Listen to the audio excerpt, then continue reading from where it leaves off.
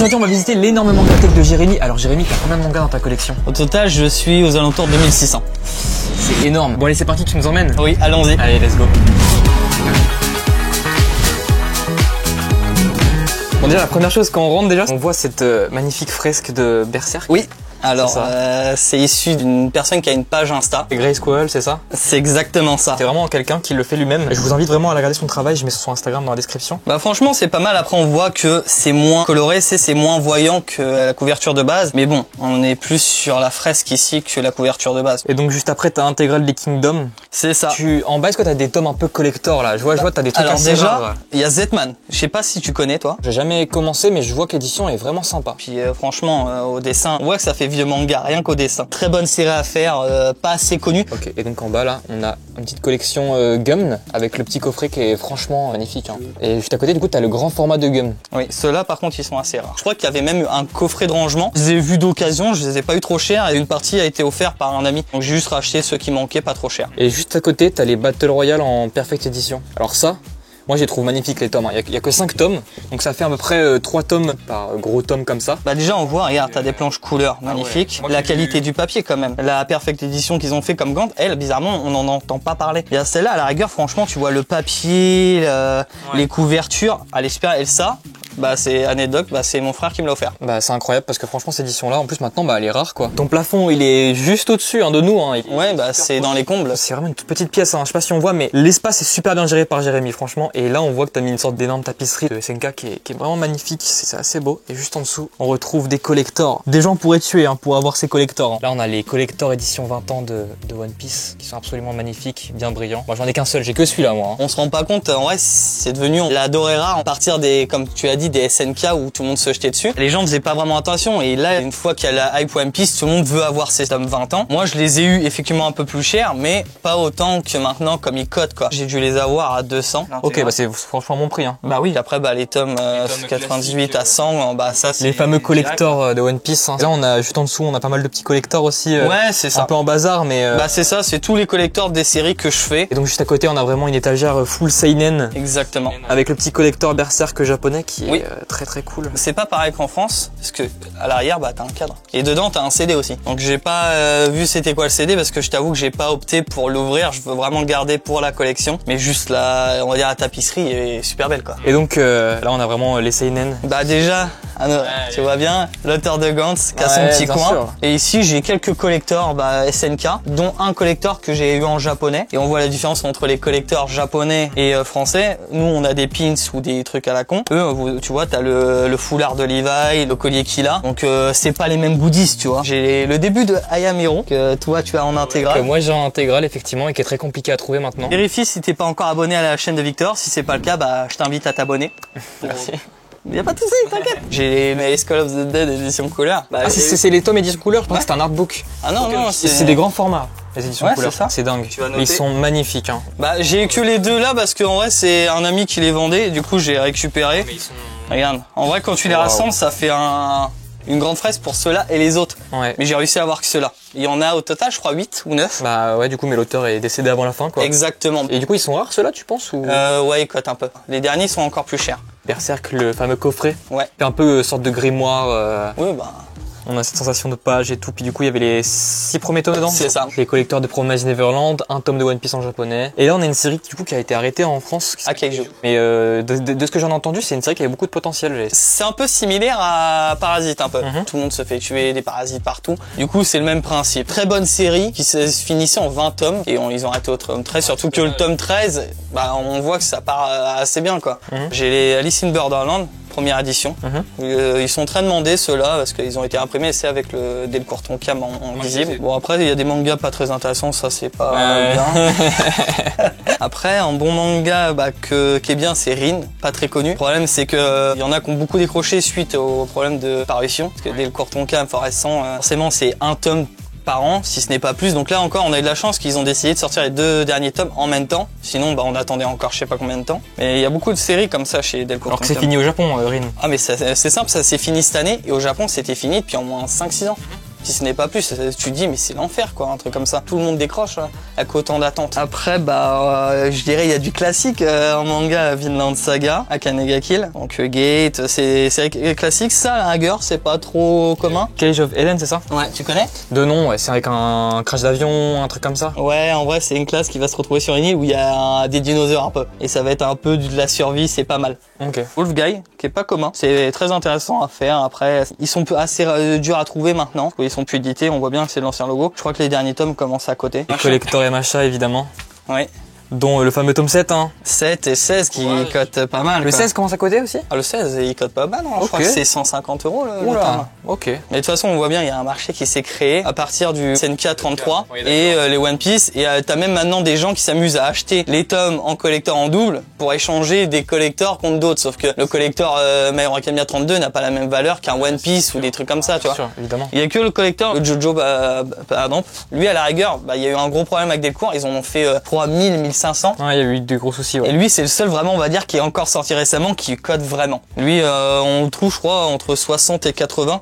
Parce qu'en vrai, t'as les intercalaires par chaque série. Et comme je compte faire les Jojo, du coup, je l'ai pris. Pendant que tu regardes la vidéo, Jérémy, il y a une petite question à te poser. Pour toi, c'est quoi la pièce collector que tu aimerais vraiment le plus posséder? Dans ta Mangatech. N'hésite pas à le mettre en commentaire. Ah oui, alors là, à lire. Mercenary, enrôlement. Ou est-ce que le Mercenary sur Montre un peu les Wacom? fesses sur le petit carton. C'est ça. Il était présent à la Japan Expo. L'auteur. Ouais, c'est ça. Le dessinateur aussi. Et du coup, j'ai eu le dessin, l'autographe, et j'ai eu aussi l'autographe de True Booty. C'est un webtoon du coup. C'est ça. Franchement, pour moi, je le dis, mais là, il y a tellement de webtoons qui vont arriver. C'est un peu le truc que j'attends le plus. Entre The Beginning After the End, Return of the Demonic Master. J'attends pas mal. J'ai un ami qui voulait, il s'appelle Victor. Mais j'ai pas pu y récupérer. C'est ça. Moi, j'aurais bien voulu avoir la dédicace parce que j'avais lu le début de High School Mercenary et j'avais vraiment kiffé le webtoon. Du coup. Et du coup, niveau webtoon, tu t'en as un petit peu ici? Ouais, j'en ai quelques-uns. Les Solo Leveling avec, évidemment, le collector du 4. J'avais la jaquette collector du Solo Leveling, mais je l'ai offert à un ami parce qu'il les voulait. C'est comme ça, moi, j'ai toujours le sens du sacrifice. Duquel du tome 1. Si tu parles de moi là. Ah, c'est toi? Oh merde. Dimension Mercenary, Druid of Seoul, Crush of Lifetime, je t'avoue, j'ai bien kiffé. C'est une romance, mais c'est beaucoup l'humour qui est mis en avant. Du coup, tu préfères Crush of Lifetime qu'à Solo Leveling du coup? Est-ce que c'est une question que je dois répondre? Il n'y a pas comparaison quoi.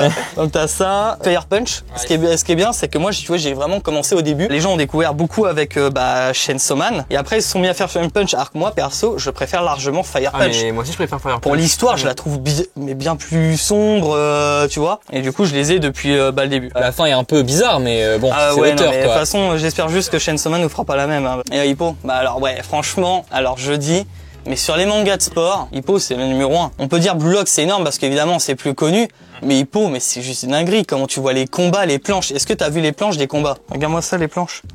Ouais, elles sont dingues. Non, elles sont vraiment cool. Hein. Mais tu sais, Hippo, j'aimerais bien m'y mettre, mais bon, le nombre de tomes me refroidit. Hein. C'est un peu comme. Ah, t'es fier de montrer ça. Hein. Mais franchement, tu vois, la puissance, tu la sens, la puissance, tu vois. Tu sens la puissance du combat, tout. Et franchement, tu vois, c'est vraiment une série que tu vois du début à la fin. Donc franchement, je trouve que Hippo, c'est un manga à faire, quoi. C'est pas assez connu. Tu vois bien, les ventes, ils ont du mal. En France, on fait ça par saison parce que justement, ils savent pas que si ça marche pas, ils veulent arrêter à chaque fois. Pour l'instant, ça marche bien, donc ils veulent faire en continu. Donc tant mieux, quoi. 124 tomes, c'est ça? 125 tomes. Et ensuite, t'as les Aichi 21. En animé, j'ai surkiffé, mais du coup, comme il n'y a pas la fin, du coup, t'es obligé de faire le manga. Donc, en soi, juste ça, c'est... De toute façon, en sport, il y en a pas mal qui sont intéressants. Aichi 21 et Inuma ou Sumo. Franchement, tu te dis pour le sumo, c'est pas intéressant. Tu vois juste des mecs en slip, on va dire, pour se battre. Et franchement, tu sens la puissance des combats. C'est juste dingue. T'as pas vu, c'est Codebreaker. Codebreaker. Ça, c'est une série manga, que je rêverais d'avoir. Mais il cote. Ouais, en fait, souvent, ça sera la prochaine série rare que je vais me faire. Je les ai eu pas cher, moi. Et voilà, il spoil, tu vois. Ouais, j'ai vu les pages.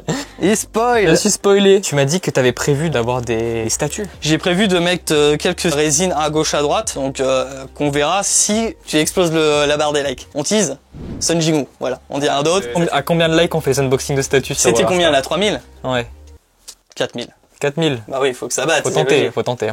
C'est ambitieux, on va essayer. Ensuite, Stade bois à nous montrer ici. Passe. Ouais, je passe. C'est ça la particularité de ta Mangatech, hein. C'est tout est dans un espace étroit en fait. Hein. Bah ouais, mais bon, en soi, je viens pas là pour lire, tu vois. Je viens surtout pour les ranger, les collectionner.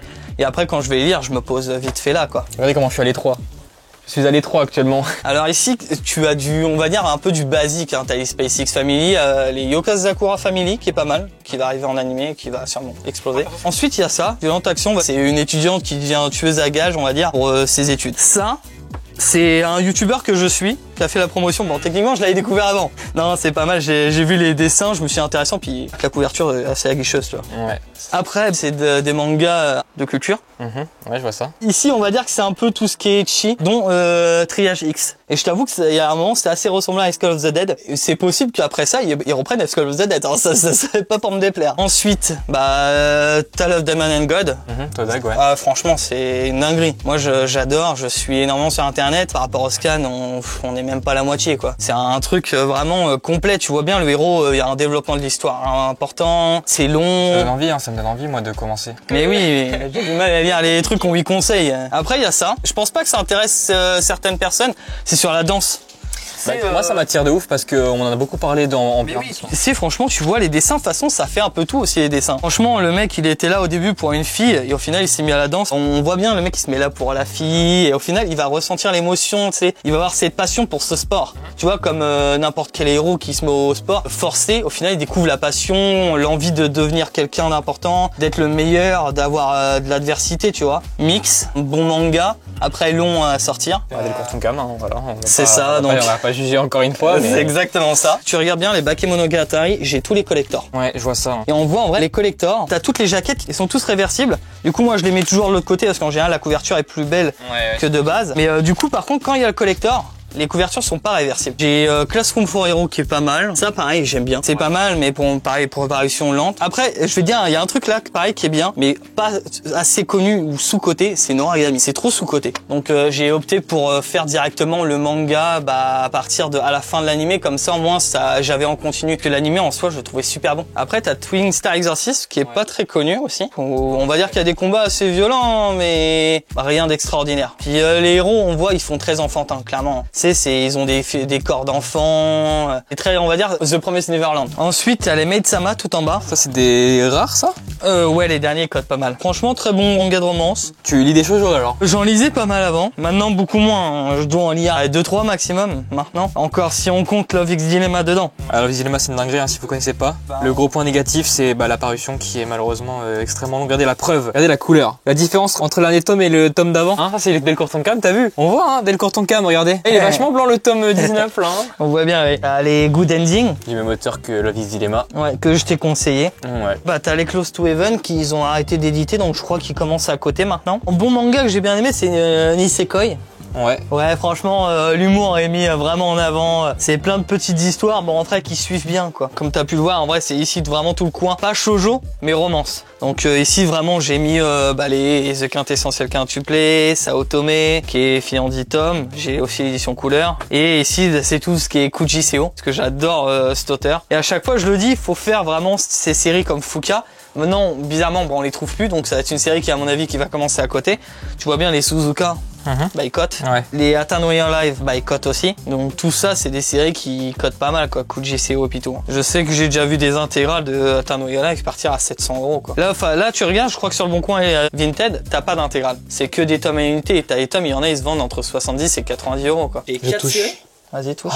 Après ici, t'as des kits presse un peu que j'ai eu. Il y a ça, les vinyles que j'ai récupérés via la Fnac ou les sites. Celui-là, je sais qu'il cotait entre 300 et 400 €, quoi. Du coup, en autographe que tu veux que je te montre, il y a le Mercenaire Enrôlement. J'ai l'auteur de Perfect World, l'auteur de Persona. Il y a Black Torch. J'ai Awaken par l'auteur de King's Game. Un putain de bon mangaka que j'adore. Et Louis-san. Ouais, très bon mangaka. Je vais vous montrer ta petite collection de DVD. Donc là, vous voyez, collection manga, ici, collection DVD avec un petit coin, une petite télé, tout ça. D'abord, j'ai commencé dans les animés. Et après, je suis parti dans le manga parce que, il y a plus de trucs dans le manga. L'anime ne finit forcément pas comme H21 et tellement d'autres, tu vois. En pièces qu'on trouve pas vraiment, t'as le Bec, que je sais que lui il cote. J'ai tous les films détective Conan déjà. Fate Zero, ceux-là ils cotent de ouf. C'est un ami qui me les a vendus, ils sont nickel, ils étaient sous blister. Je les ai eu à 10 balles pièce et au final, quand j'ai regardé sur internet, ils se vendaient entre 70 et 80. Donc c'est abusé. Ici, bah, j'ai tous les Ghibli en steelbook. J'ai la chaton avec... C'est un bout vraiment de la pellicule, genre. Bah, française. Là, j'ai le Your Name édition numérotée. J'ai les films One Piece en steelbook et j'ai des belles pièces qui sont juste là. Le Akira 30e anniversaire. Et dedans, bah, t'as le vinyle édition limitée à 2000 exemplaires. Pareil, ça se vend à entre 300 et 500 euros. Je sais plus le prix exact parce que je l'ai acheté moi il y a longtemps. Donc, belle pièce de collection à avoir. C'est mon petit coin animé, on va dire. Bon alors Jérémy, on vient de visiter ta collection. Oui. C'était très intéressant du coup, 2600 mangas, c'est énorme. Moi j'aime bien dans ta collection, c'est vraiment que t'as peu de place et t'arrives à tout faire rentrer dans une centaine de mètres carrés. Oui, et encore là, je vois bien, c'est pas encore très bien trié. Il y a moyen encore de gagner de la place. Si tu ranges bien ta mangatech, genre par tome, par univers, il y a moyen de gagner de la place. Là, j'ai pas encore tout très bien trié. Mais ça c'est la preuve en fait que même quand on n'a pas beaucoup de place, on peut quand même s'arranger. On peut toujours s'arranger pour avoir une mangatech. Il y en a ils disent ils ont pas de place, c'est juste une excuse. Quand t'es passionné, il y a toujours de la place. Après, ça mange un peu sur ton niveau de vie, tu vois. Genre là, tu vois que ta pièce de vie actuelle, c'est ici, c'est la pièce où tu vis actuellement. Mais tu tournes la tête, tu vois des mangas partout, tu vois. C'est. Je vis au Japon. Voilà. Si vous avez un appart étudiant, vous voyez qu'il y a des solutions pour quand même accueillir une grande mangatech. Hein. Comme je dis souvent dans mes vidéos, c'est pas parce qu'on a beaucoup de mangas que la mangatech est incroyable non plus. Hein. C'est le plus important, c'est d'avoir les mangas qu'on aime. Et là, c'est waouh. Si la vidéo vous a plu avec Jérémy, bien sachez que cette vidéo provient d'un défi 24 heures que j'avais fait. Si vous l'avez pas encore regardé ou que vous voulez la revoir, n'hésitez pas à cliquer sur la tête de Jérémy, elle s'affiche, non, sur ta tête là, actuellement. Vous cliquez sur la tête de Jérémy, voilà. Et sinon, merci d'avoir regardé et moi je vous dis à la prochaine. Allez, ciao.